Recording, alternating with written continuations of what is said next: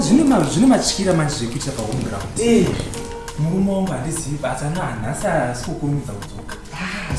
Asi muzindosha kuti sei Mwari vachidira shuga muvarume vevanhu. Handizivi, handinatsi kuziva.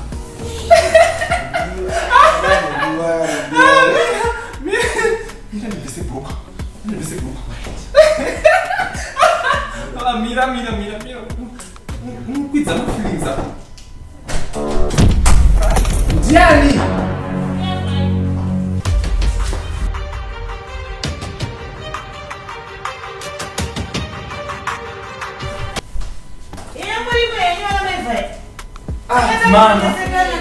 Mama.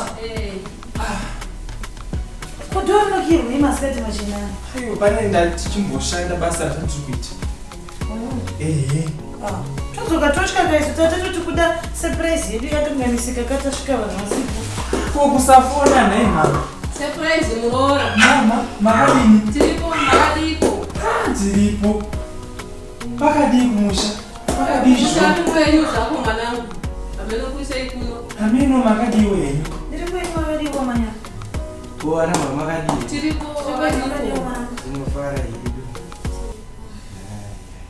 Vamweni vangu vanondifarira. Mavene huku? Ndakuigira uku yeKrismasi muroora. Maita. Mama, maita. Mushitendeko mwanangu. Tati tikutsikika Christmas. Ndisandakakanwaka. Mama uyu anonzi Jonzo. Anoshanda kuBruno Furnitures. Saka toda kuchinja masofa aya Christmas newardrobe ida kuchinjwa. Vanogadzira furniture yakanaka muno muHarare. So far tichitaura vanhu vanogadzira zvavo furniture ndo the number 1. Kana chero vanonona maini nenzi vari ku UK kana vari ku diaspora vanogona kutotumira direct kuna Bruno. Uyu mutumwa ake vatuma ndi manager amuridzwa zvapo. Vanogadzira furniture yakanaka. Vari diaspora vanogona kubhadhara straight kuna Bruno wacho straight. Komibeta. Zvese kana zvese tinoita mama. Mukaona zvakaita bedroom mangu. Aiwa Bruno anogadzira masofa akanaka nezvinhu zvakawanda. Tinogona baba. Anoziva basa. Aiwa tinogona. Vanobata mabasa makuru. Saka titogadzirwawo mbedeni. Handipati chipinge. Tambire.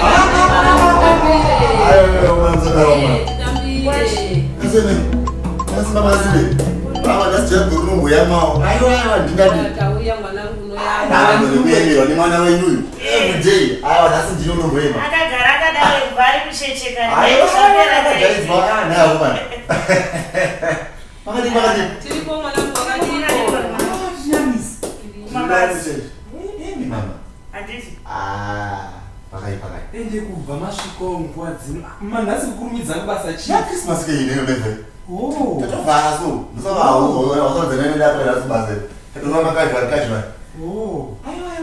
Andofara kuona mberi kudai. Ndokuti kizimuzo. Ona mwanangu ndati wachitaura nyaya yekuchinja masofa. Wadita zozviita gore rinouya. Waliza kutambisa mai. Masofa kwe. Mama. Unoze mama vakangani. Ndakavafonera last time ndichiti mama. Tinoda kuti tichinje masofa mumba. Asi mama munongovarerwa wenyu. Aiwa handisi kuti kuchinja. Ndichikadza unonomutingira masofa kavakavarerwa. Nedzimwe mari dzati ndakasungirirwa ndakavhara vazobhadhira school fees vona ndatenga masofa. Zvinowanikwa zviyo. Apa pava ndaziya vanhu vese apa bati vanhu vanakutsa. Tatambosangana. Sati. Ndisandabonde. Vamusikasi. Oh, ava. Ava uyu anonzi Jonzo.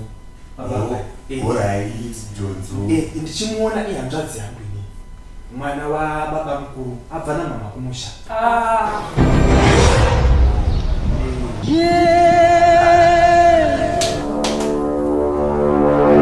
Sanditsana handi?